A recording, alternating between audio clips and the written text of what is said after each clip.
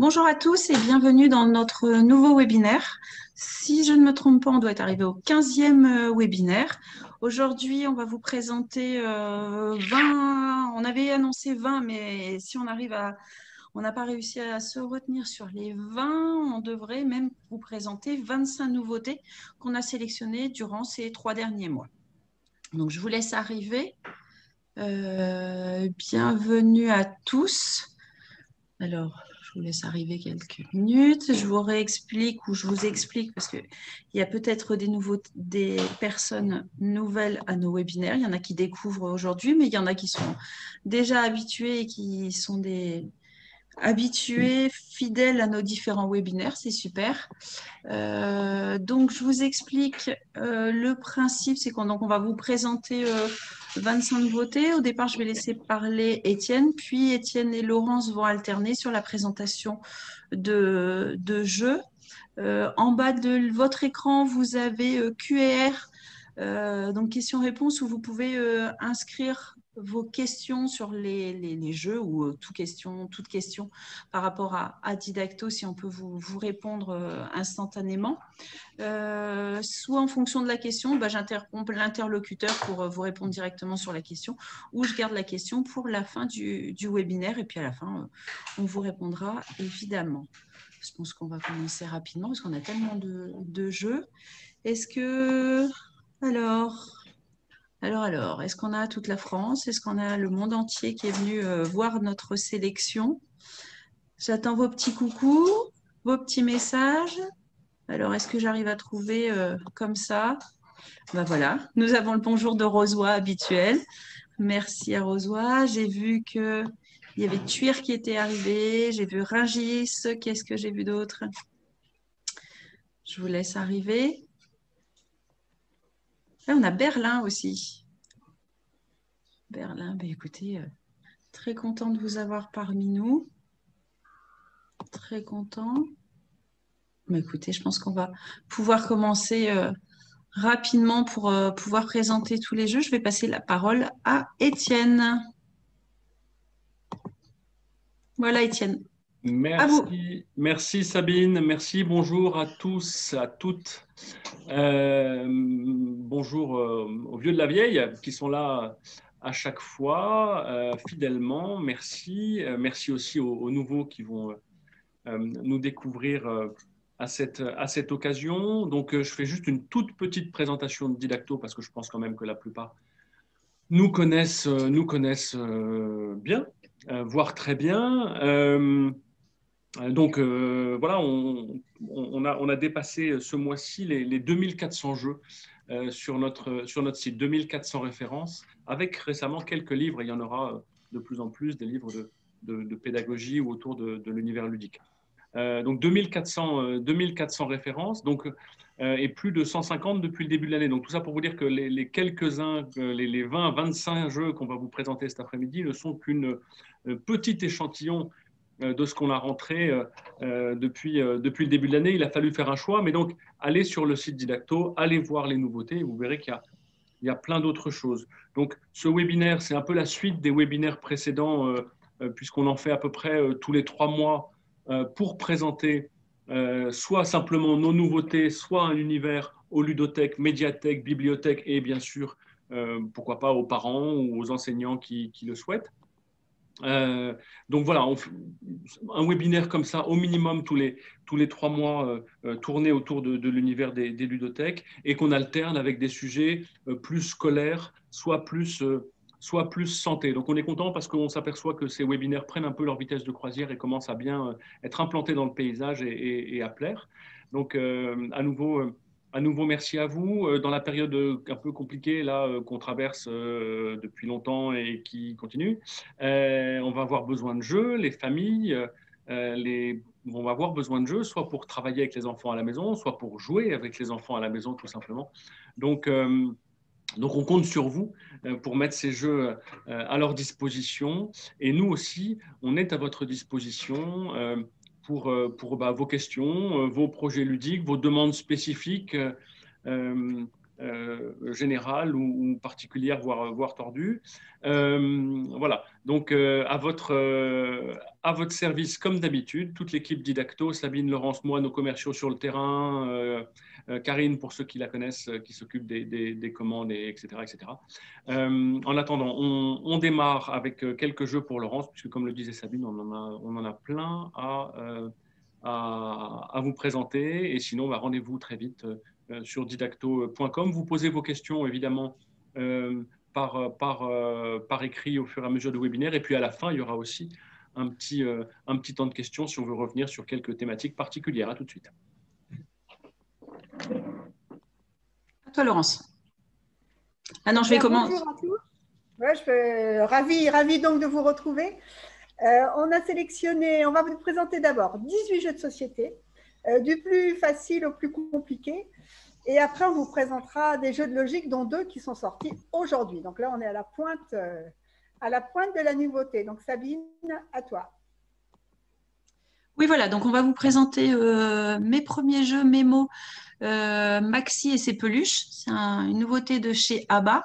Donc le principe, c'est que moi, je vais vous les montrer sur le site, comme ça vous voyez bien la boîte en extérieur. Je vous montre quelques photos, vous avez le prix, un peu de visuel, etc. Et après, Laurence vous explique le principe du jeu. Donc voilà sur ce jeu à 12 € à partir de 2 ans, parce qu'on est dans les premiers jeux. Voilà, Laurence.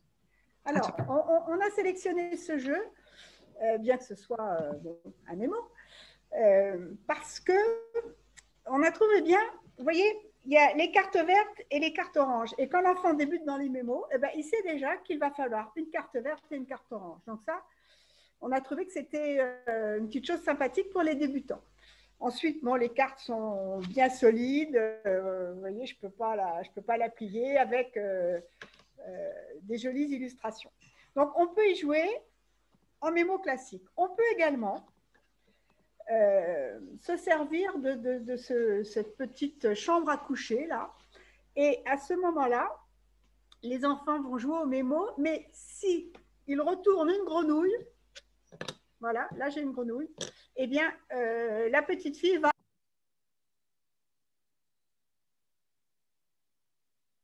les pères avant.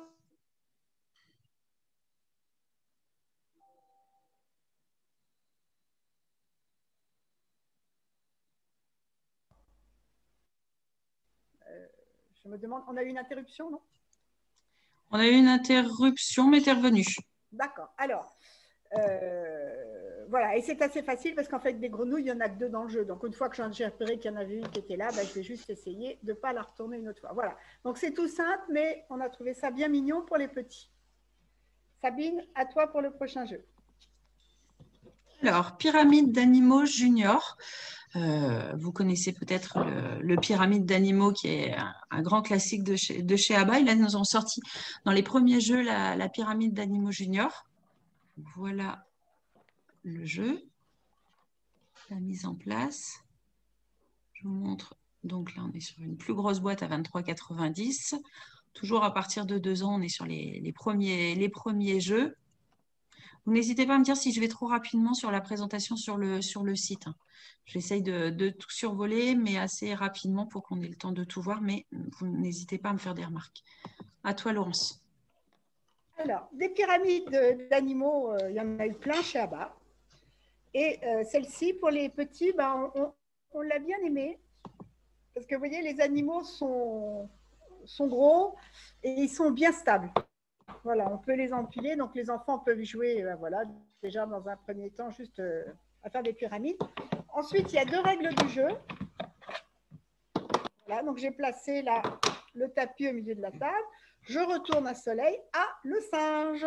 Le singe, je trouve le singe et je le place au milieu. Et si je ne le fais pas tomber, eh bien, je gagne la tuile. Le joueur suivant va trouver le serpent. Le serpent, le voilà. Et pareil, s'il ne le fait pas tomber, il gagne la tuile. Et voilà, en latéral, vous voyez, ça fait ça. La deuxième règle du jeu, on va placer la prairie et un petit radeau sur l'eau. Et là, on va jouer avec le dé. Donc le dé, si on tombe sur la face verte, je place l'animal de mon choix sur la prairie. Si je tombe sur bleu, je le place l'animal de mon choix sur l'eau. Et si c'est le soleil, je le place où je veux. Donc vous voyez, au niveau des règles, c'est vraiment archi simple pour les petits débutants en jeu de société. Et puis, c'est aussi voilà, un beau jeu à manipuler. Voilà pour Pyramide d'animaux junior. Merci. On va vous présenter Photofiche. Donc, voilà la boîte. Voilà les plateaux et le jeu. Donc, voilà sur le site, vous voyez. Donc 22 €, là on a un petit peu plus grand à partir de 4 ans. C'est un jeu de discrimination visuelle. On va vous présenter. Voilà, à toi Laurence. Alors, Photofiche. On a 4 planches comme ceci qui sont réversibles. Sur la planche verte, vous voyez qu'il y a un peu moins de poissons que sur la planche bleue. Donc, on choisit avec quel côté on joue selon l'âge des enfants. Et il va s'agir de prendre des photos des poissons. On a des petits appareils photo carrés et des plus grands appareils photo rouges qui peuvent se mettre horizontalement ou verticalement. Donc, le jaune est plus facile. Donc, c'est pareil, ça permet de varier les parties. Alors, le principe du jeu, c'est que l'on a 2 dés. Voilà, je jette les 2 dés. Bon, allez, on va dire que ça a fait ça. Orange et vert. Eh bien, avec mon petit appareil photo que j'ai posé au départ n'importe où, que je ne vais pas avoir le droit de soulever, je vais circuler. Et voilà, j'ai photographié les poissons orange et vert. Le premier qui a réussi sa photo gagne un gros morceau de poisson. En fait, au départ, on a chacun une tête de poisson. Je pense qu'on a chacun une tête et une queue. Alors, je ne retrouve pas. Voilà. Vous voyez, si moi je suis vert, j'ai une tête et une queue de poisson que je place ici. Et si j'ai été la première à réaliser la photo, je vais avoir un gros morceau de poisson. Mais tous les autres ont le temps de continuer, donc ça c'est assez sympa. Mais par contre, ceux qui arrivent après, ils auront un petit morceau de poisson. Voilà. Et on prend comme ceci des photos jusqu'à ce qu'un joueur ait un poisson géant comme ça. Et là, la partie est terminée. Voilà, donc un petit jeu de discrimination visuelle avec plein de possibilités. C'est ça qu'on a bien aimé aussi. À toi, Sabine. Oui. On me demande quel est l'éditeur du Photofiche. C'est Logis. Voilà. Excusez-moi, j'essaye de rebondir rapidement sur les questions. On passe à Cube Tactile. Alors, Cube Tactile, voici la boîte. Présentation intérieure. On va voir que ce sont des grosses pièces. Quand on regarde la boîte, on n'a pas idée de la taille. On va vous les présenter. 59,80 €. On est sur des grosses pièces en bois. Voilà. À toi, Laurence. Alors, donc c'est un jeu tactile, c'est un jeu vert Fritz qui est la marque House Abba Education. Donc, ce sont des jeux toujours assez chers, mais bon, vraiment très très bien. Donc, celui-ci nous a beaucoup plu. Il y a plusieurs façons d'y jouer. Donc, vous voyez, les chenilles, elles tournent. Voilà, hein, ça tourne. Donc, ça peut être, et puis on a aussi 2 bandeaux. Donc, ça peut être les yeux fermés, tourner la chenille pour faire apparaître le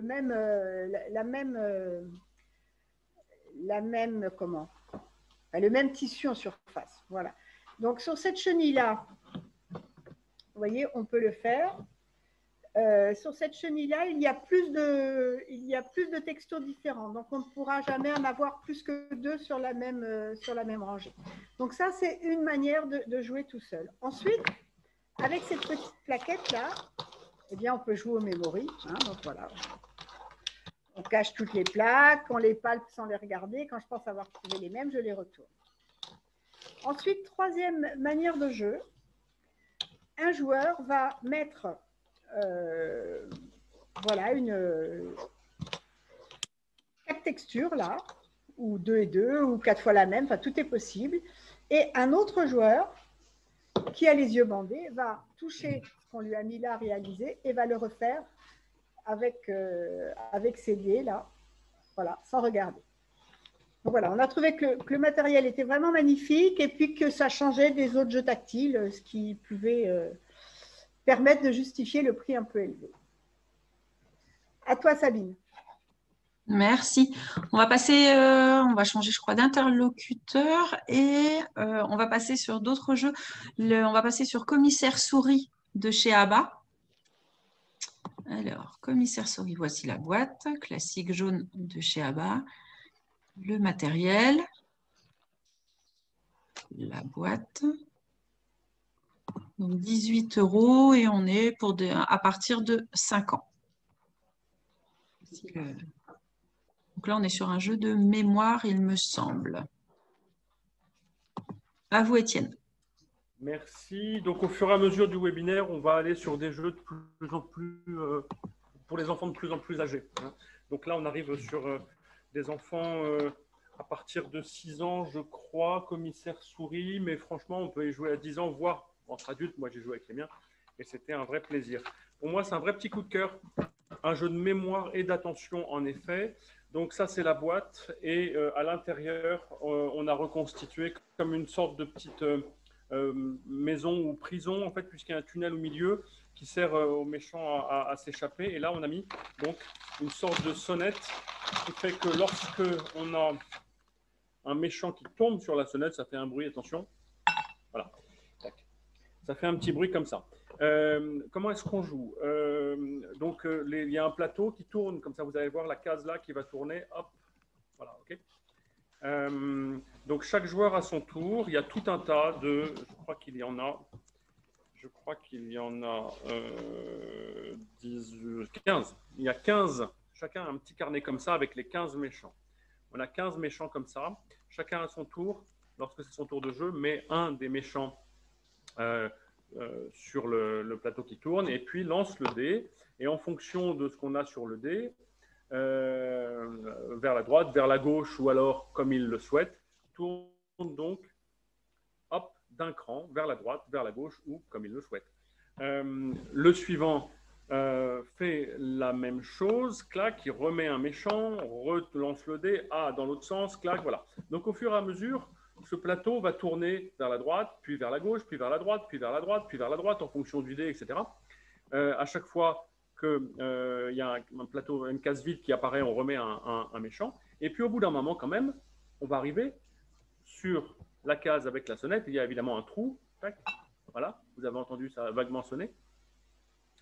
Et c'est là que chacun va devoir dire « Ah, moi je pense que celui qui est tombé, c'est celui-là. » Voilà. Sauf que, évidemment, vous avez vu, on est parti à droite, à gauche, etc. Il y a eu 10 coups entre deux, donc c'est quand même, il faut être vachement attentif aux différents mouvements du plateau et il faut se souvenir de la façon dont les personnages se sont succédés. Il y a deux petits, on voit, il y a des petits trous là et là pour qu'on puisse quand même les regarder un peu au passage. Ça nous aide un petit peu. Et donc voilà, ceux qui ont réussi à deviner quel est le bon. Quand un des méchants est tombé là, hop, on va regarder si on a eu bon. Donc ceux qui ont réussi à deviner le bon reçoivent des petites étoiles. Si personne n'a eu bon, on met les méchants sur la voiture. Et si à un moment il y a 4 méchants sur la voiture, eh bien les méchants s'échappent. Voilà. Donc tout simple, mais pas si facile. Les enfants sont bien pris dans l'aventure avec ce petit bruit de sonnette et tout. C'est très sympa et le mécanisme de faire tourner, voilà, est très agréable et très ingénieux. Moi j'ai beaucoup aimé. Voilà. Merci Étienne. Alors ensuite, on va passer à Zirafa. Une petite précision pour, j'ai eu des petits messages. Je ne vous ai pas précisé en début de webinaire, mais on vous a préparé un petit catalogue PDF de tous les jeux qu'on vous présente aujourd'hui. Et très rapidement, d'ici quelques jours, on vous envoie le document PDF et également le lien de la vidéo pour voir et revoir ce webinaire. Donc, vous pouvez évidemment noter, mais on vous envoie le catalogue très, très rapidement. Étienne, j'ai une question. Est-ce que c'est un jeu de coopération, le jeu que vous avez présenté? Non, chacun joue pour soi. Je ne sais plus s'il y a une variante coop. Il y a une variante solo, je crois, mais je ne sais plus s'il y a une variante coopérative. On vous le dit ça tout de suite. Ok. Et on me demande si c'est assez solide pour une ludothèque. La réponse est oui. Réponse de Laurence, il y a bel et bien une variante coopérative. Okay. Et assez solide pour une ludothèque en jouant raisonnablement. Le plateau est... Bon, après, c'est du carton, hein, mais le plateau est solide, les pions sont en carton épais, le dé est en bois, enfin, ça fonctionne, quoi. Voilà. Ok, merci. On passe avec donc Zirafa de Djeko. Voilà, Zirafa, un petit Djeko, ça fait pas de mal. Attendez, moi, je suis sur le site. Pardon. Voilà. Hop, hop, hop, 32,90 à partir de 6 ans. Voilà. À vous. Merci. Alors, autant le premier commissaire souris était 6 ans plus, autant celui-là est peut-être un peu 6 ans moins, mais enfin, ça fonctionne de toute façon. On a chaque joueur, il y a 4 joueurs, a des petites girafes. Je l'ai mis de côté comme ça, clac, la girafe commence comme ça, avec un petit coup. C'est un jeu à la fois de mémoire et cette fois d'équilibre. Donc, il y a, comme dans le précédent, deux niveaux de jeu, mémoire et équilibre. Alors, c'est surtout équilibre, parce que mémoire, on a des petites cartes comme ça qui sont des cartes fleurs. Et il faut, pour pouvoir augmenter le coût de sa girafe, réussir à retourner des fleurs similaires. Donc, je fais ça, je n'ai pas répété, ça ne marche pas, mais dans la règle, on n'est pas obligé de la suivre. Quand on n'a pas bon, on peut rechercher une troisième carte, clac. Bon, bah là, c'est bon. Et pourquoi pas, sinon, même une quatrième carte. Donc, ils font vraiment tout pour qu'à chaque fois, les enfants puissent retourner les bonnes cartes et puis sinon se souvenir de celles qui sont là. Quand elles sont bonnes, on les défausse, on en met d'autres. Il y a tout un paquet de cartes fleurs comme ça. Et là, pour le coup, puisque j'ai 2 fleurs rouges, et il y a des cartes aussi avec plusieurs fleurs, pas à chaque fois une seule fleur. Il y en a qui, voilà, celle-là par exemple, tac. Vous voyez, c'est pas très compliqué d'y arriver.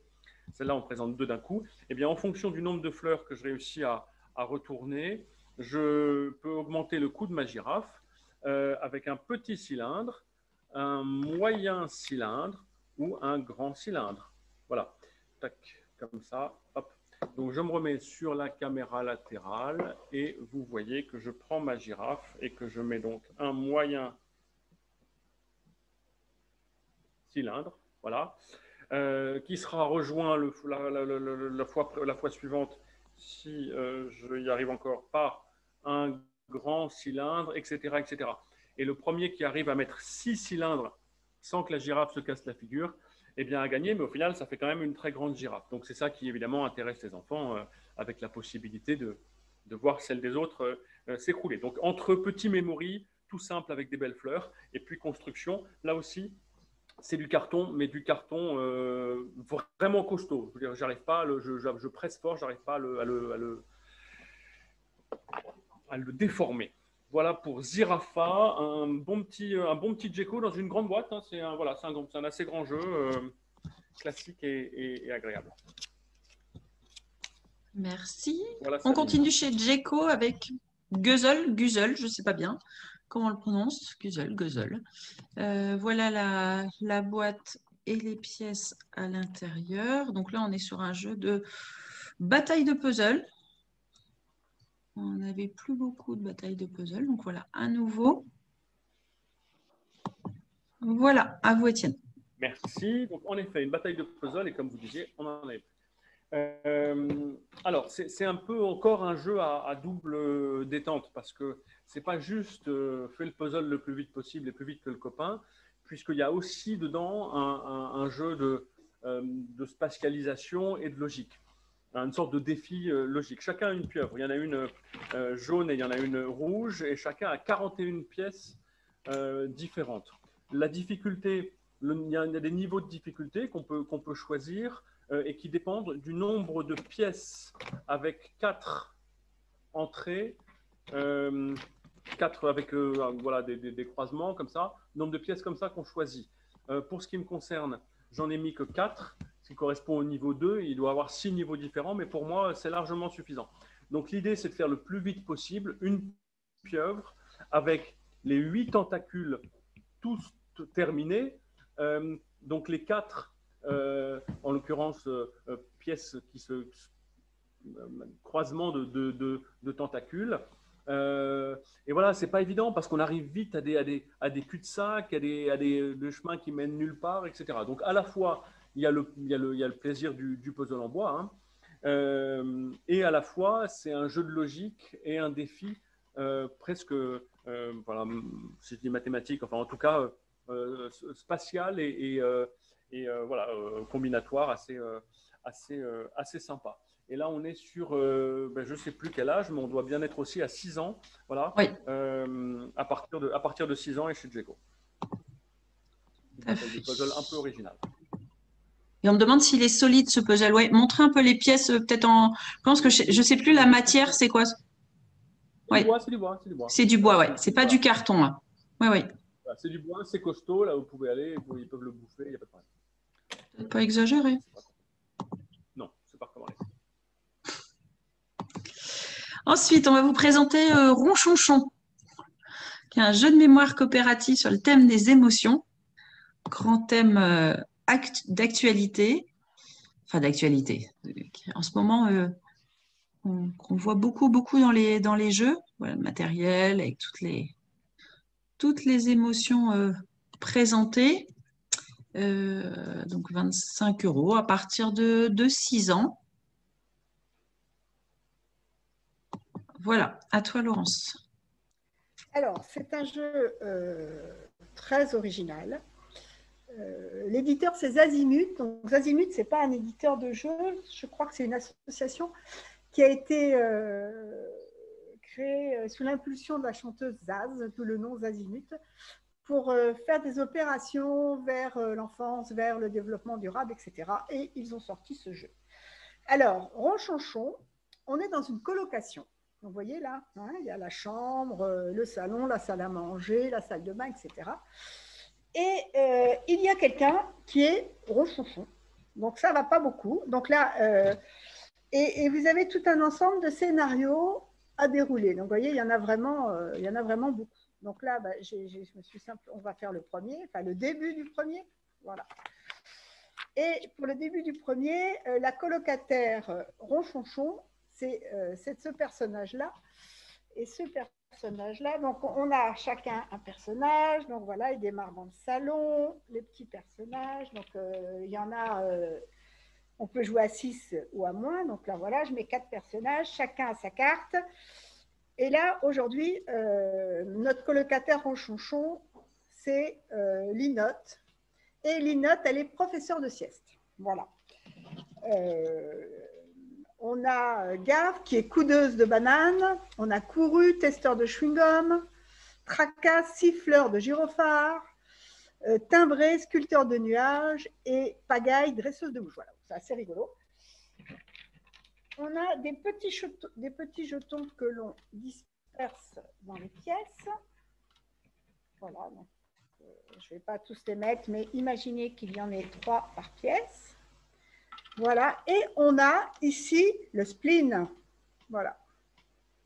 Le spleen qui guette la colocation. Alors, on va ouvrir la première quête. Donc, le scénario, c'est une sieste écourtée. Je rentre fatiguée dans ma chambre et m'affale sur le lit. En fait, ce qui s'est passé, oui, voilà, pour l'instant, on sait que ça. Donc, je rentre fatiguée, je m'affale sur le lit. Donc, voilà. Donc, pour continuer, il faut trouver 2 jetons comme ceci. Voilà. Alors, pour trouver des paires de jetons, en fait, chaque colocataire à son tour va jouer et va changer de pièce. Donc, normalement, il y aurait dû en avoir là. Et quand je change de pièce, je peux voilà, retourner 2 jetons. Donc, déjà, on sait qu'on en a un de celui qu'on recherche. Donc, je les recache et après, c'est un autre colocataire qui va changer de pièce et qui va retourner 2 jetons. En imaginant qu'il ait retrouvé celui-là, il pouvait aussi venir chercher celui-là pour faire la paire, à condition qu'il y ait quelqu'un dans la pièce, ce qui était le cas. Voilà. Donc, on fait une petite paire et quand on a réalisé, on avance dans l'aventure. J'explique à mes colocs que ma sieste dirigée s'est mal passée à cause d'un épouvantable ronfleur. À part lui, personne n'a pu fermer l'œil. Et à ce moment-là, Linotte doit choisir une expression. Voilà. Et pas une expression, pardon, une émotion. Et voici les émotions que j'ai à ma disposition. Je ressens de la colère, je ressens de la tristesse, je ressens de la peur et je ressens de la honte. Bon, personnellement, si on m'a empêché de faire ma sieste, je ressens de la colère. Voilà. Donc,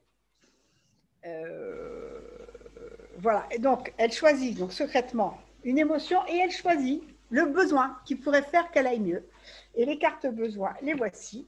On a j'ai besoin de sécurité, j'ai besoin de respect, j'ai besoin d'écoute et j'ai besoin de justice. Alors moi, je dirais que j'ai besoin de respect. Voilà, j'ai choisi ces 2 cartes. Et pour continuer, il faut révéler 2 jetons pas contents. Voilà.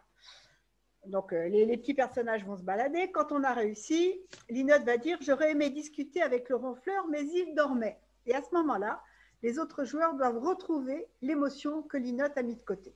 Voilà. Donc, voilà comment on avance dans l'aventure. Quand on retourne 2 jetons qui ne font pas une paire, eh bien, le spleen avance. Et il y a aussi des jetons spleen qui font avancer. Voilà. Donc, pour gagner l'aventure, il faut être arrivé à la fin pour avoir réconforté le colocataire qui était ronfonfon. Si le spleen arrive dans la maison alors qu'on n'a pas été à la fin de l'aventure, eh bien, on a tous perdu. Donc, voilà. Donc, un jeu qu'on a trouvé original et qui permet aux joueurs de discuter entre eux. Voilà. Voilà pour Ronchonchon. À toi, Sabine.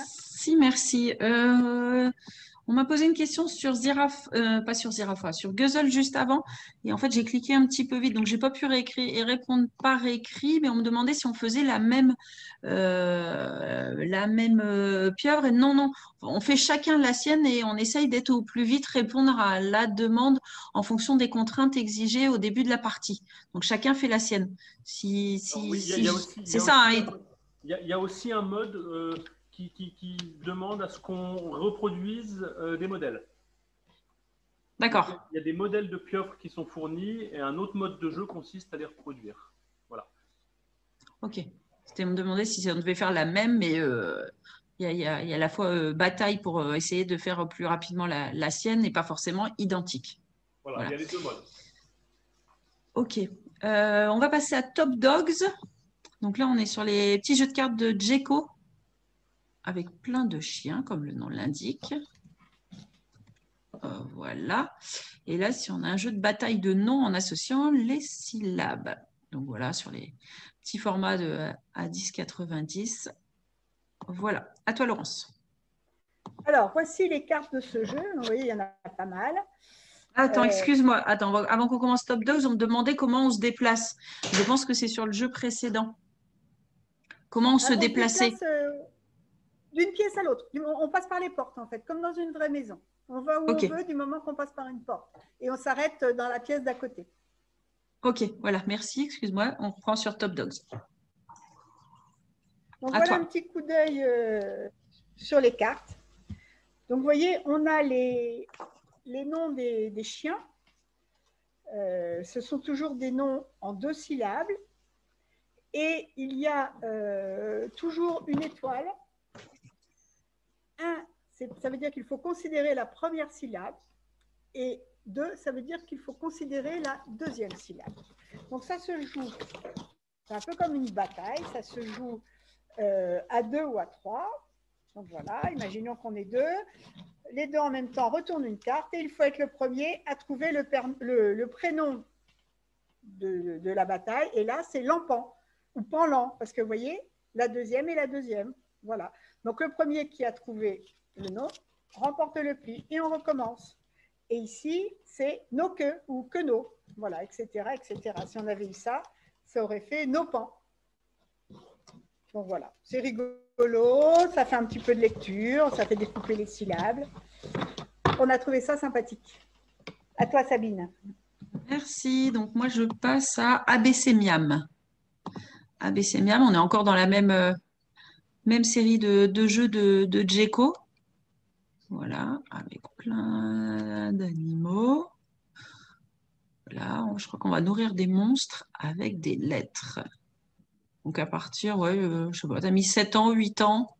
C'est à peu près l'âge mis sur la boîte, donc encore à 10,90. À toi, Laurence. Alors, chaque joueur a devant lui 2 cartes monstres. Ils ne font même pas peur, hein, ils sont plutôt mignons, les monstres. Voilà, donc on a beaucoup. Donc, on a chacun 2 cartes monstres. À mon tour, je retourne une carte. Ah ah, c'est un lion. Alors, j'ai le L de lion, ça tombe bien, ou j'avais aussi le I de lion, ou même le O de lion, si je sais qu'il y a le O dans lion.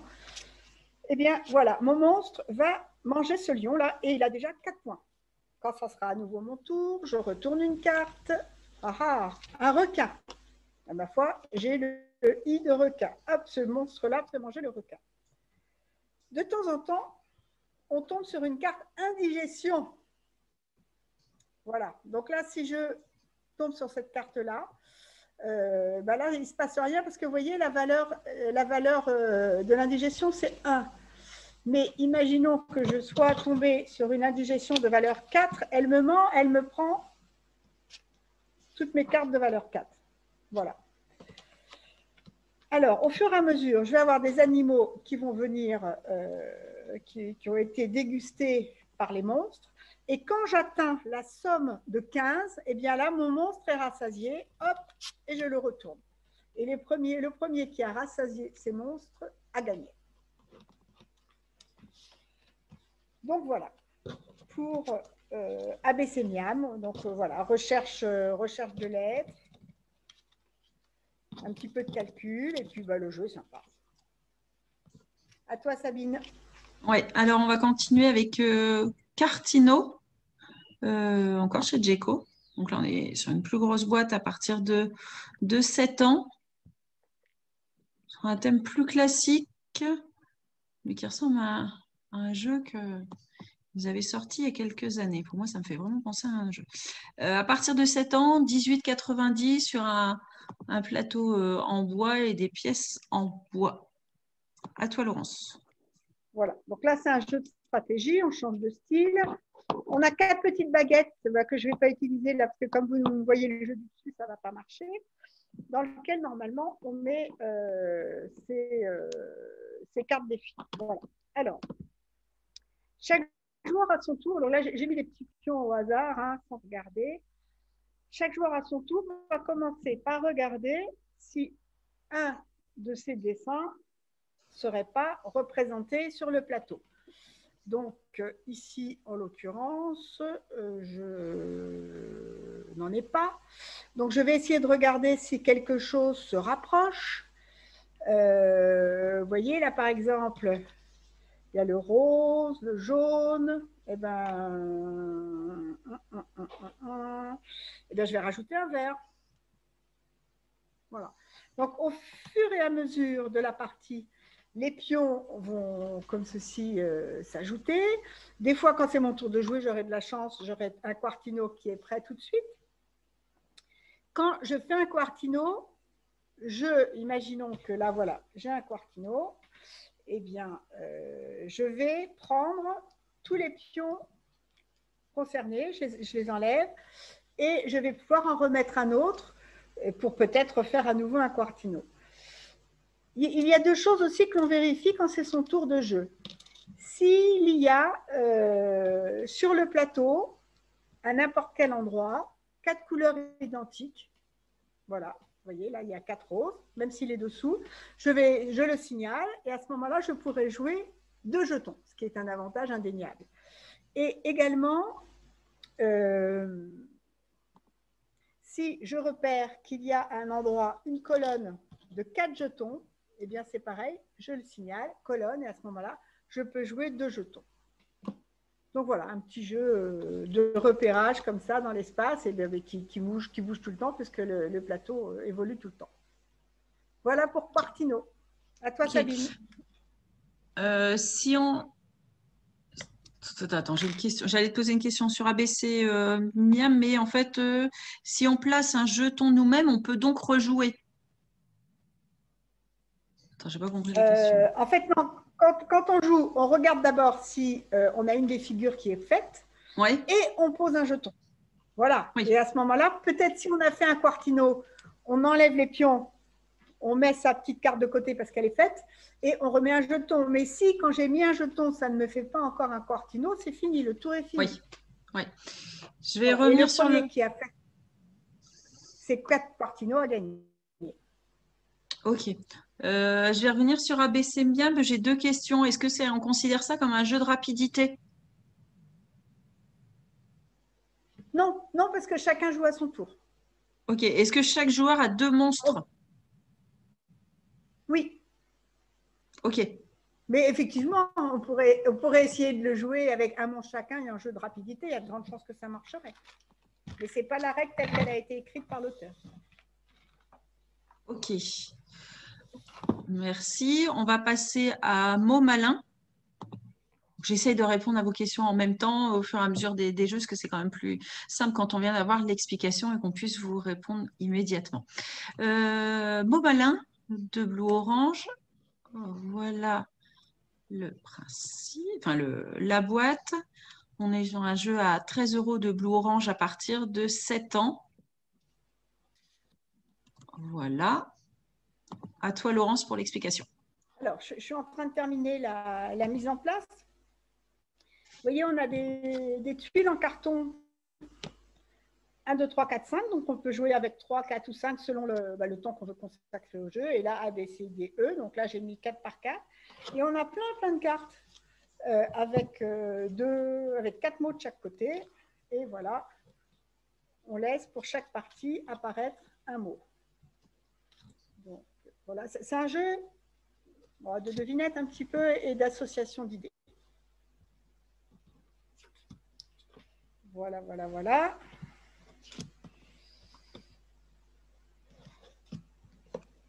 Voilà. Et chaque joueur va recevoir une carte qui est secrète, qui est une carte avec l'abscisse et l'ordonnée. Voilà. Donc, chacun a une abscisse, une ordonnée, il lit les mots correspondants et il cherche. Qu'est-ce qu'il va pouvoir donner comme indice pour qu'on lui repère sa carte? Alors, moi, je ne vous dis pas la carte que j'ai eue, mais je vous donne, quand un joueur est prêt, il se lance. Moi, je vous donne mon indice. Je vous dis chat. Voilà, donc à vous de me dire la lettre et le mot correspondant à chat. Donc voilà, j'attends vos réponses. Vous avez le petit truc pour écrire là. Ouais, mais ils me disent que c'est trop flou et qu'ils n'arrivent pas à lire. Lis les mots, comme ça, ils pourront les avoir. Alors, Égypte, doux, Canada, ordinateur, moustache, peur, colère, vacances.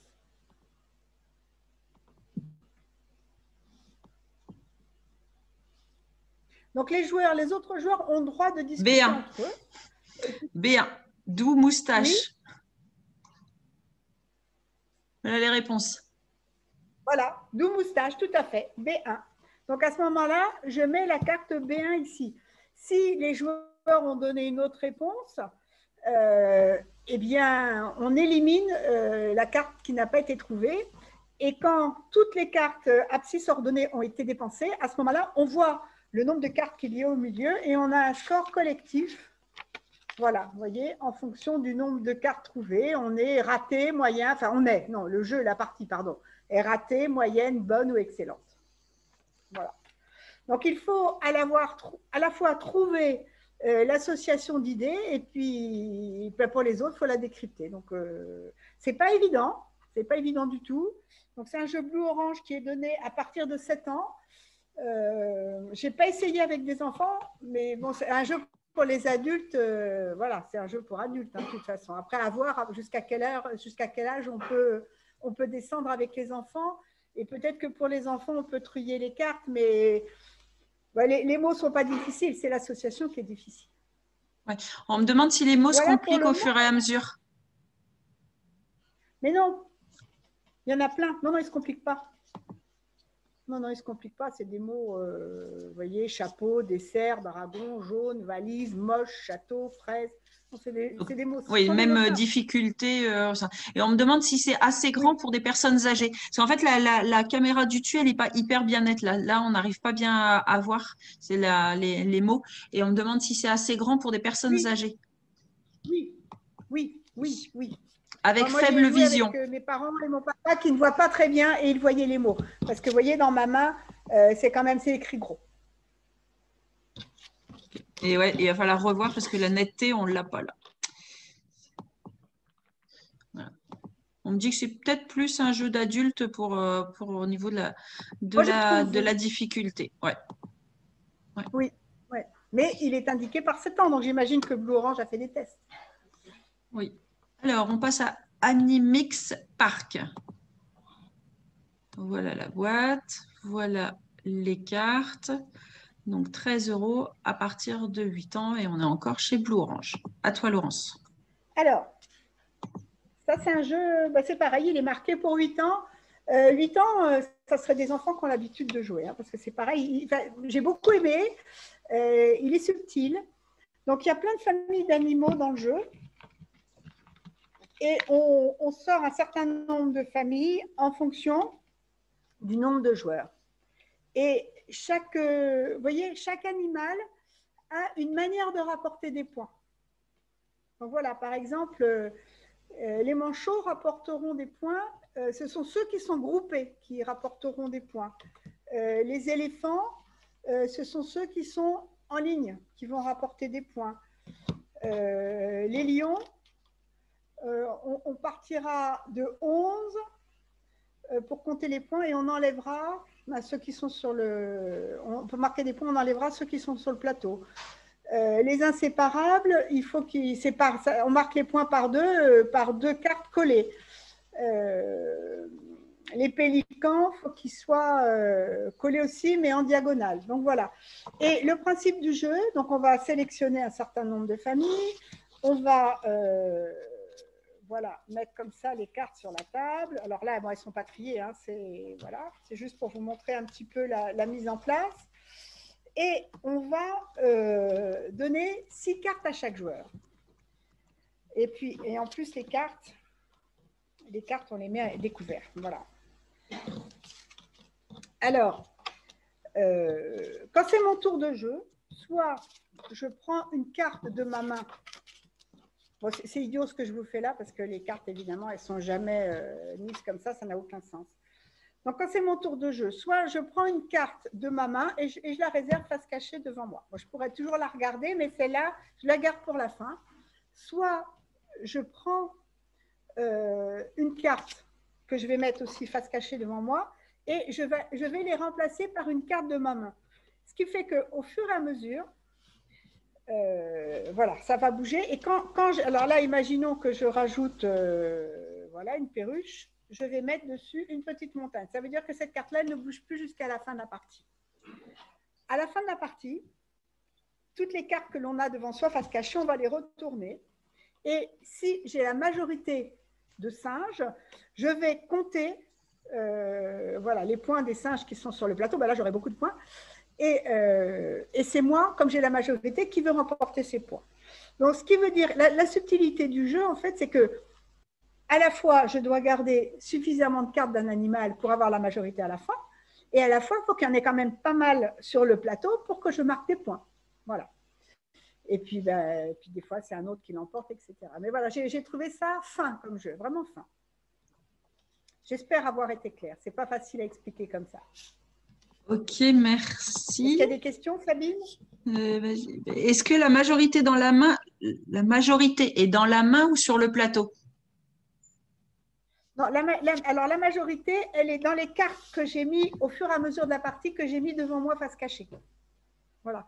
quand on n'a plus de cartes dans la main, on a des cartes face cachée. Et à ce moment-là, tout le monde les retourne. Et c'est celui qui a la majorité d'un animal qui va marquer les points de l'animal qui est au milieu. Et à quel moment le placement indiqué sur les cartes intervient? C'est pour compter les points. C'est-à-dire que si j'ai beaucoup de pélicans, par exemple, sur le milieu, mais qu'ils sont comme ça ne marque pas de points. Les pélicans, il faut qu'ils soient comme ça. Donc, au fur et à mesure qu'on rajoute des cartes, il faut faire attention aussi au placement, à les placer de manière à ce qu'ils marquent des points. Alors, Tamara nous dit c'est un peu comme le Manchot-Barjot sans le draft. Je ne sais pas si tu te souviens des Manchot-Barjot. Je ne connais pas ce jeu. Mais si on l'a eu fait. C'est pour ça que je disais que c'est du temps qui joue, quoi, parce que c'est quand même, il y a plein de paramètres à prendre en compte. À toi, Sabine. Ouais, on va passer à Gutenberg. Alors, voici la boîte. Des cartes avec des lettres. A priori, un jeu de lettres. Voilà. Mais là, on est pour les grands, si j'ai bien vu, à partir de 12 ans. À vous, Étienne. En effet, à partir de 12 ans. Donc là, on passe quand même nettement dans les jeux. Je vais vous présenter 5 jeux, un peu, vraiment, voilà, un peu pour les grands, quoi. Celui-là, c'est 12 ans. Ça vient d'un petit éditeur quimpérois qui s'appelle Nuts Publishing. Donc, on n'a pas que budget coquin. Et je vois que la mise en... Ouais, je sais pas ce qui se passe. Là, la mise au point, elle a un peu du mal là. Qu'est-ce qui se passe? On n'arrête pas de bouger. Là, ça fait chiant parce qu'il faudrait qu'on se passe sur le dessus. Donc, j'espère que ça va aller. Je mets 3 lettres comme ça, des voyelles, des consonnes. Ouais, alors ça, je me suis un peu mal débrouillé. Ça serait bien s'il y avait quand même une consonne en plus. Tac, bon, on s'en fout, c'est une voyelle. Hop, une voyelle particulière. Hop, il y a les cartes voyelles en jaune, des cartes consonnes ou lettres qui comportent des voyelles et des consonnes en vert. Il y en a beaucoup plus. C'est pour être sûr d'avoir au moins une voyelle à chaque fois. Voilà, on demande que vous parliez bien fort, Étienne, excusez-moi. Pardon, j'avais l'impression de parler fort. Et on a en plus 3 cartes défis. Donc, il va falloir faire des mots avec les cartes. Hein, et avec en plus 4 cartes qu'on distribue comme ça à chaque joueur. Donc, chaque joueur en prend une et fait passer les 3 autres. Le deuxième joueur en reprend une et fait passer les 2 autres, etc. Donc, un système de draft. Donc, à la fin, on a des cartes en main. Et avec les cartes qui sont au centre de la table et les cartes qu'on a en main, il va falloir faire un mot. Chaque carte, comme au Scrabble, vaut des points. Le S vaut 2, le I vaut 1, le R vaut 3. Je suppose que le K va avoir 7 ou 8. Il va falloir faire le mot avec le plus de points et si possible en respectant un certain nombre de défis. Donc, votre mot contient toutes les lettres communes. Votre mot contient au moins 5 lettres et aucune des lettres communes, etc. Plein de défis différents. Alors, c'est un jeu qui se joue par étapes. Hein. Pourquoi ça s'appelle Gutenberg? Parce que c'est un peu le principe des lettres mobiles en imprimerie à l'ancienne, où les lettres se mettre dans des cases pour faire des mots. Donc là, on bouge un petit peu les lettres. Bon. Donc là, je fais un mot avec les lettres qui m'ont été attribuées. Et si je termine, si je fais le mot qui a le plus de points, je pourrais choisir 2 lettres parmi celles qui sont au centre de la table. Le suivant en choisit une et le dernier n'en choisit pas. Ou alors on choisit une, ça dépend combien on est autour de la table. Au fur et à mesure, donc on fait un certain nombre de parties comme ça, et au fur et à mesure, donc on se retrouve avec de plus en plus de lettres qu'on a collectées. Et le dernier tour, on remet encore des lettres au milieu de la table, et il faudra faire des lettres non plus avec des mots, pardon, non plus avec les lettres qui ont été distribuées et qu'on a draftées au fur et à mesure, mais avec les lettres qu'on a récoltées au fur et à mesure des tours précédents. Et c'est ce tour-là qui déterminera le vainqueur. Évidemment, c'est plus facile lorsqu'au tour précédent, on a chopé à chaque fois une ou deux cartes parce qu'on a fait les meilleurs mots que quand on n'a rien attrapé parce qu'on était dernier. Voilà. Donc un jeu de lettres qui se joue en étapes. Plutôt là aussi, donc voilà, quand tu dis 18 ans, c'est me semble-t-il, non pardon, c'est 12 ans. C'est un jeu à partir de 12 ans et ça les vaut bien. Voilà. Hein. C'est vraiment un jeu ado-adulte et là aussi un jeu avec plaisir senior, personnes âgées complètement quoi. Voilà pour Gutenberg. Moi je passe à Wink, Nid d'abeille. Non, ni d'abeille, non, ni d'abeille, ni d'espion. Je ne sais pas pourquoi, ni. Voilà. Wink, ni d'espion. Wink. Alors, Wink, Wink. c'est un peu plus simple pour le coup. On a des cartes. Il y a 2 paquets de cartes similaires. Okay, il y en a un qui est installé au milieu de la table. Donc, on fait comme une sorte de grand plateau avec toutes les cartes. Tac. Qui sont numérotés avec des personnages qui sont un peu des personnages de carnaval. Je vais me contenter d'en mettre 9, mais normalement, il y en a jusqu'à 32, je crois. Et chacun, ensuite, les mêmes cartes sont distribuées aux uns et aux autres. Chacun a un personnage, et donc il faut appeler. Moi, j'appelle le personnage, celui-là, l'espèce de zozo avec un chapeau blanc, là. Tac. Voilà. Le personnage numéro 15. J'appelle le personnage numéro 15. Et l'autre joueur, ça ressemble un peu au Kems en fait. L'autre joueur qui a le personnage numéro 15 devra discrètement, avant que ça ne revienne à mon tour, eh bien, me faire un petit clin d'œil sans que les autres ne le voient. Donc moi, je passe mon temps à regarder ce que les gens mettent, à regarder mon jeu pour voir si quelqu'un m'appelle, à guetter si quelqu'un me fait un clin d'œil pour répondre, pour me dire qu'ils ont le personnage que j'ai demandé, et à guetter aussi les clins d'œil des uns des autres. Parce que j'ai également en main des cartes contre-espionnage qui me permettent de dire « Ah, je t'ai vu, je te dénonce, c'est toi qui as le 32 », avant que celui auquel cela a été destiné dise que c'est lui qui… Voilà. Donc un petit jeu un peu d'ambiance qui vient assez vite un peu foutraque, quoi. Mais parce que tout le monde se dénonce, regarde partout, etc. Et ça peut être très drôle. Voilà. Ça peut être très drôle. Celui-là est à partir de 8 ans et c'est de 4 à 8 joueurs. Et c'est bien des jeux à 8 joueurs. Voilà, Winx. On est limité à 6 joueurs en ce moment. Wink, mais on est limité à 6 joueurs en ce moment. On est limité à 6 joueurs, oui, en ce moment, mais ça ne durera pas toujours. Non, non, non. Dragon Parks.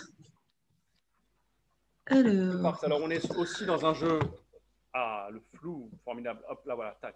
Ça se remet bien. Dragon Parks. Dragon Parks, encore un jeu de draft. C'est un jeu de collecte où chacun a son parc de dragons constitué de 3 îles.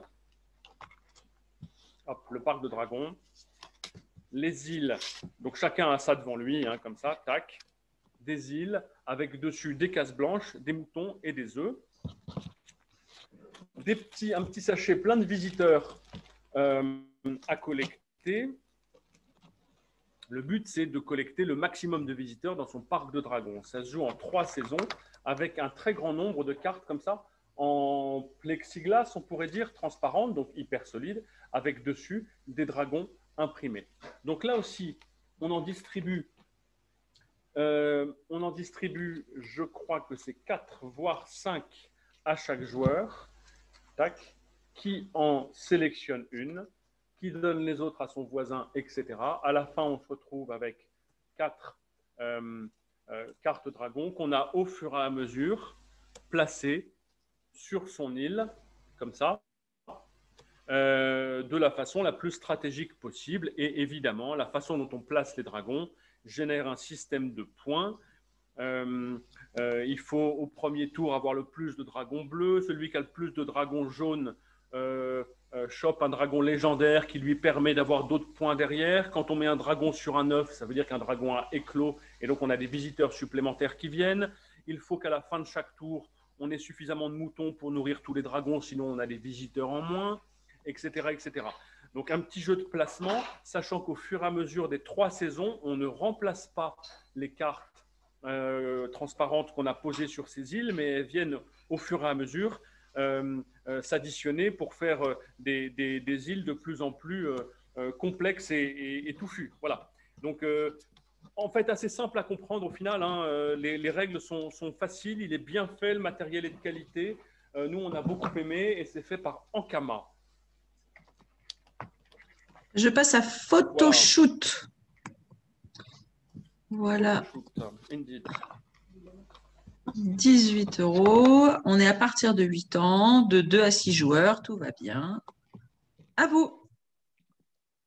Merci Sabine, mais ça va trop vite pour moi. Photoshoot. Photoshoot, on a 9 personnages.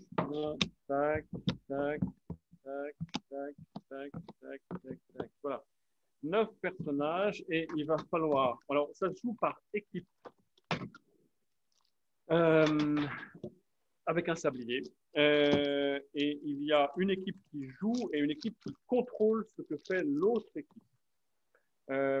Donc voilà, le but à partir de cet ensemble-là, c'est d'obtenir une autre position, une position finale des personnages, telle que donnée par une carte qu'on retourne au moment de commencer à jouer.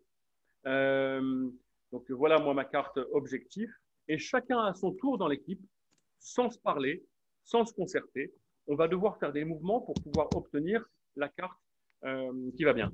Donc, quel mouvement on peut faire? Tout simplement, faire un mouvement d'échange latéral. Celle-là, je peux la remplacer par celle-là par celle-là, donc droite, gauche, dessus, dessous. Ou alors, il y a 3 copines, elle et elle, qu'on peut remplacer comme on veut et faire tourner comme on le souhaite. Tac, tac, tac, tac. Voilà. Tout ça sans se concerter, tour à tour, par entre membres de l'équipe. Quand on a réussi un défi dans le temps du sablier, eh bien on en retourne un et l'équipe qui a fait le plus de défis dans le temps du sablier remporte la manche, remporte le nombre de points du défi réalisé. Et quand on arrive ensuite sur, donc ça se joue jusqu'à 29 points, je crois que l'arrivée c'est à 25. Quand on arrive à 5 puis à 15, on rajoute des petites cartes qui sont un peu comme des gages. Alors, il y a des cartes violettes que moi, personnellement, j'aime pas beaucoup parce que ce sont des cartes tape dans la main de ton voisin, fais comme si… Enfin, voilà, des cartes qui n'ont pas grand-chose à voir avec le fond du jeu. Et puis, on a des cartes oranges qui rajoutent de la complexité, en revanche, à la façon de bouger les pièces, puisque, par exemple, le chat ne peut pas être à côté du chien. Le rhinocéros peut se déplacer. Alors, il y en a un que je ne sais plus lequel c'est, qui peut en revanche se déplacer en diagonale. Voilà. On rajoute des éléments de déplacement ou de contrainte au fur et à mesure. Tout ça dans un temps limité. Voilà. Ça, c'est Photoshoot et c'est chez Gigamic. Merci. J'espère que c'est clair, que je ne vais pas trop vite et que je parle assez fort.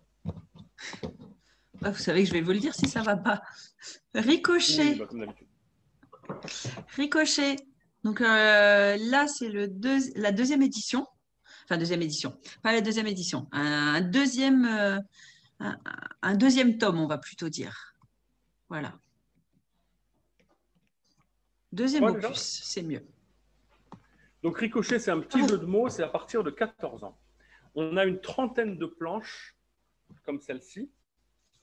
Il ne veut pas bien se mettre net. Hein. Ouais. Ben, ça va là. Avec des mots écrits, et ce sont des petits… il y a comme une histoire qui est racontée de planche en planche.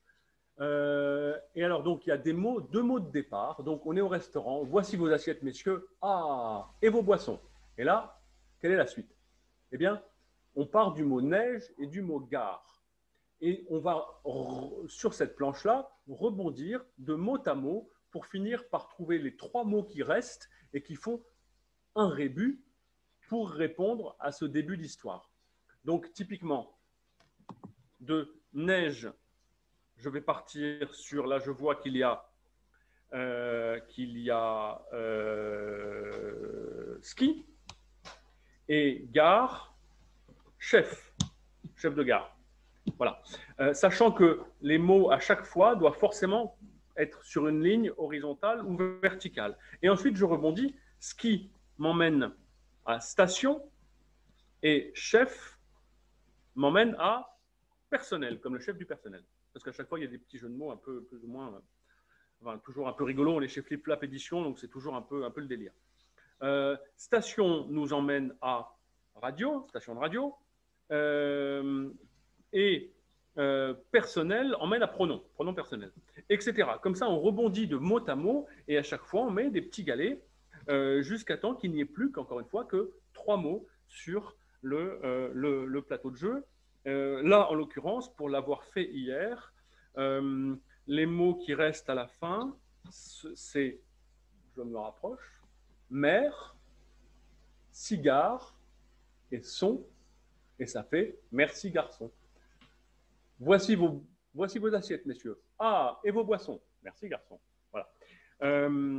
Donc voilà, c'est le début d'une aventure un peu loufoque, et puis donc de carte en carte, de plateau en plateau, on déroule cette aventure. Ce sont des jeux de mots, c'est des mots très, très sympas, c'est une sorte d'agilité. Ce qui est vraiment agréable, c'est quelque chose qu'on fait ensemble en fait. Et de voir, alors en ce moment, ce n'est pas forcément très conseillé, mais de voir 4 ou 5 personnes penchées sur les cartes, en train d'essayer de trouver tous ensemble et de se renvoyer la balle, etc. C'est vraiment un jeu très convivial, très sympa et très intelligent. Voilà pour Ricochet, deuxième édition. Deuxième opus, parce qu'il y a édition, ouais, je ne sais pas si, voilà. On va passer chez Smart.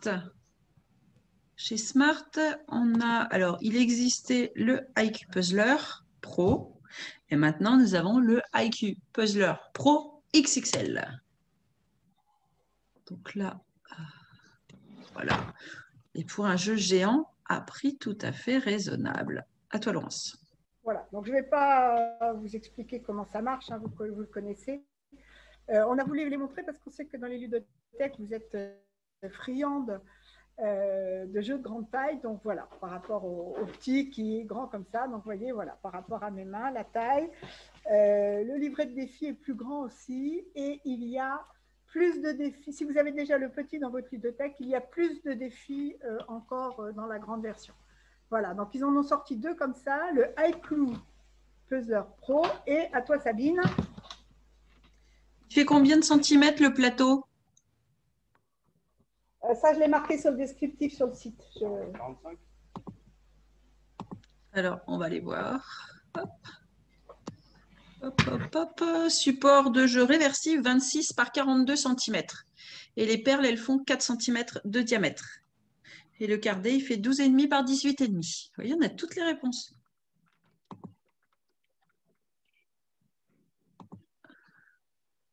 Alors, ensuite, on va passer à Cache-Noisette XXL. Donc, pareil, donc, un jeu qu'on connaissait déjà, mais là, en version XXL. Je vais donner les dimensions tout de suite. 28 par 28 en termes de plateau. Et Laurent, je te laisse le montrer. À toi. Voilà. Des super beaux écureuils. Un livret de défis. Et il y a plus de défis également que dans la version de base. Et avec une petite nouveauté, il y a une noisette, parce que vous savez que dans le jeu, il s'agit de bouger les pièces un peu comme un taquin, de sorte à ce que les écureuils placent les noisettes dans leur cachette.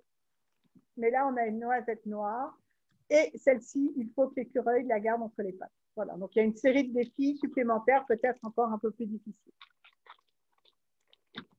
Voilà, donc il reste, on est en train de dépasser, là, il nous reste quelques jeux de logique à vous montrer. Et puis, ça sera terminé. À toi, Sabine. Alors, Laurence Etienne, je ne sais pas si vous avez passé… On me dit que vous êtes passé dans un sous-marin parce que votre micro, je ne sais pas ce que c'est devenu, mais le son est beaucoup moins bon. Je ne sais pas ce que vous avez touché ou alors mis un jeu devant le micro, mais on me fait la remarque. Et là, vous nous entendez? Ça paraît peut-être un peu plus net. Donc, je vais attendre. Il y avait peut-être un jeu devant le micro. C'est bien possible. Il faut que ça soit bien en face. En face sur les côtés. Voilà. Alors, après Cache-Noisette XXL, on va vous présenter Rainbow Sudoku. Un grand plateau en bois avec les billes. Alors, dimension aussi du plateau qui fait 33 par 33 cm. Des fiches cartonnées de 10 cm, 10-11 cm pour le défi. À toi, Laurence. Voilà. Donc, je ne vous explique pas ce que c'est qu'un Sudoku. On voulait vous le montrer parce qu'il est vraiment grand et magnifique. Donc, les petites cartes de défi, voilà, au départ, elles arrivent comme ça. Ensuite, il faut les séparer les unes des autres. Et vous avez une petite boîte en carton dans laquelle, après, vous allez ranger les défis. Et vous avez un genre de poster avec toutes les solutions. Alors, le truc vraiment sympa auquel ils ont pensé, c'est que là, j'ai un étui translucide pour ranger mon jeu. Et pour y jouer, je m'en sers aussi. Hop, je retourne mon jeu.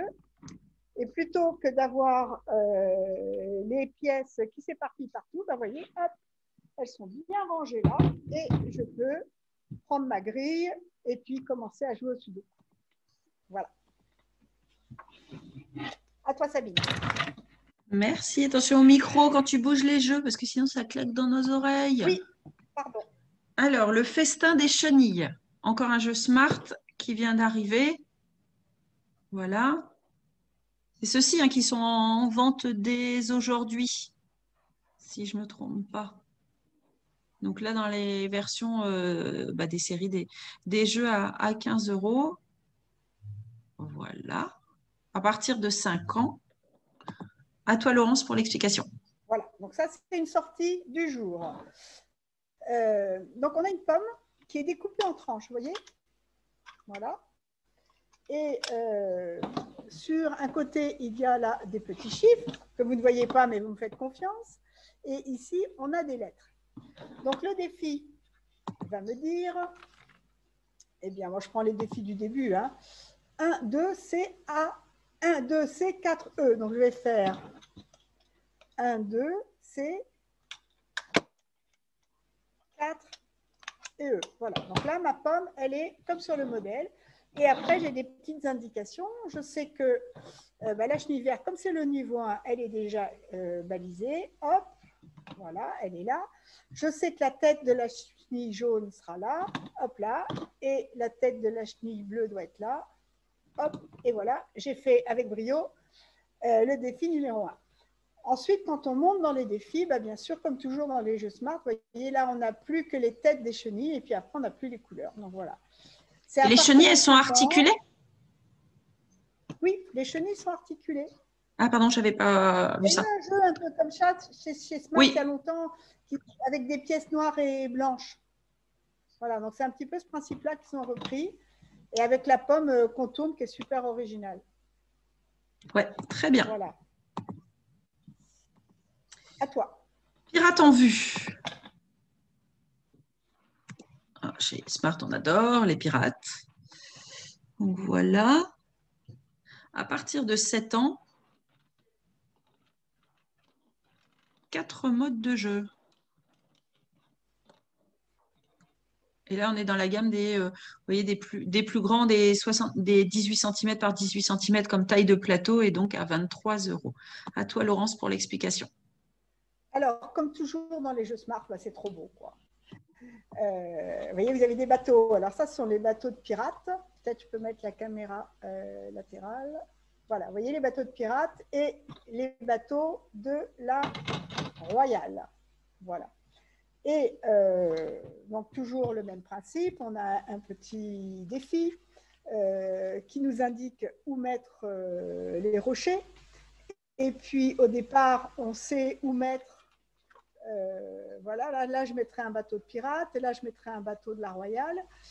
Et plus ça va, moins il y a d'indications. Alors, il y a 4 modes de jeu. Quand il y a un mode, quand c'est la paix, personne ne doit se tirer dessus. Et en fait, comment on sait que des bateaux se tirent dessus? Vous voyez, ils ont les petits canons sur les côtés. Et si personne ne doit se tirer dessus, là, par exemple, il y a les petits canons du bateau de pirate qui sont dans ce sens-là, ça veut dire que dans ce sens-là, il ne devra pas y avoir un bateau accessible. Il y a le mode où c'est les pirates qui gagnent, donc c'est les pirates qui vont devoir pouvoir tirer sur la Royale. Il y a le mode où c'est la Royale qui gagne et il y a le mode c'est la guerre, donc là tout le monde se tire dessus. Voilà. Et puis sinon, voilà, en respectant ces contraintes-là et les contraintes de départ, le but c'est de remettre tout le monde à la mer, pile poil dans notre carré. Merci. À toi, Sabine. Allez. Il n'y en a plus que 2. On essaye de faire vite et pour ne pas vous faire prendre trop de retard sur votre programme de l'après-midi. Marble Circuit. Donc là, on est parti chez Yellow. Moi, j'ai bien aimé ce jeu. Je l'ai testé. 25 € à partir de 8 ans. À toi, Laurence. Alors, on a, vous voyez une barrette là, ça a été glissé. Et puis, on a des petites billes qui viennent en haut, au-dessus de la barrette. Voilà. Il faut mettre la réglette complètement à gauche, Laurence, sinon la bille, elle va tomber. Et on a une configuration de départ. Donc là, c'est une configuration, c'est le défi 3, il y a encore beaucoup d'indications. Et comme on est en retard, on va tricher, on va regarder la solution qui est au dos. Donc voilà, il va falloir une rose ici. Le but, c'est de faire un circuit pour les billes. Voilà. Et une orange ici. Voilà. Et donc, pour voir si j'ai bien oui, mais attends, mon circuit. Oui. En fait, ce qu'il faut, c'est qu'en bas, l'objectif, c'est d'avoir un nombre de billes déterminé dans chacune des cases. Sur le défi, vous voyez, 1, 5 et 0. Voilà, donc il faut reprendre de tête les chemins pour voir si ça va marcher et pour valider la réponse. Je tire la bille. Voilà, et là, en l'occurrence, j'en ai bien 0, j'en ai bien 5, 1. Voilà, donc j'ai un peu triché, mais comme ça, vous avez vu le principe du jeu. C'est original, on n'avait rien de tel. Et un dernier jeu de logique à vous montrer. À toi, Sabine. Alors, on va vous présenter Spotissimo.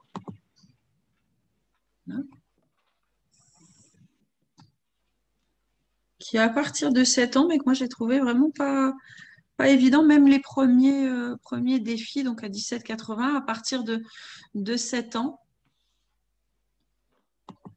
Voilà, à toi, Laurence. Alors, on a plein de cartes qui sont bien solides et qui sont réversibles. Donc, au début, on a beaucoup d'indications sur les cartes et à la fin, sur les défis plus, vous voyez, les défis 31, on a beaucoup moins d'indications. L'objectif, c'est de refaire un chemin qui relie les 2 points rouges et on a toujours des cases bleues sur le plateau. Les cases bleues, ce sont des obstacles que l'on n'a pas le droit de franchir. Donc voilà, là, je commence par poser les pièces sur ce qui est indiqué et il m'en reste 3. Et avec ces 3-là, il va falloir que je fasse un chemin. Voilà, donc là, j'avais un peu préparé mon coup, mais ce n'est pas si facile. Et puis, bon, là, c'est un jeu abstrait, mais c'est joli. Il ne peut pas y avoir plus de 2 carrés côte à côte. Quand on place les pièces, on ne peut pas avoir plus de 2 carrés côte à côte. Voilà. Merci, Laurence. Donc, voilà, c'était le deuxième jeu. Est-ce que vous avez des questions?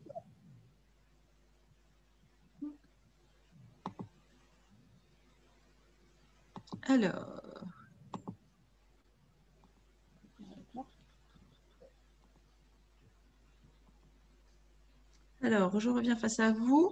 On est là pour répondre à vos questions. On vous remercie d'avoir été encore aussi nombreux à venir voir notre présentation de jeu. On espère avoir fait une chouette sélection, de vous avoir donné envie.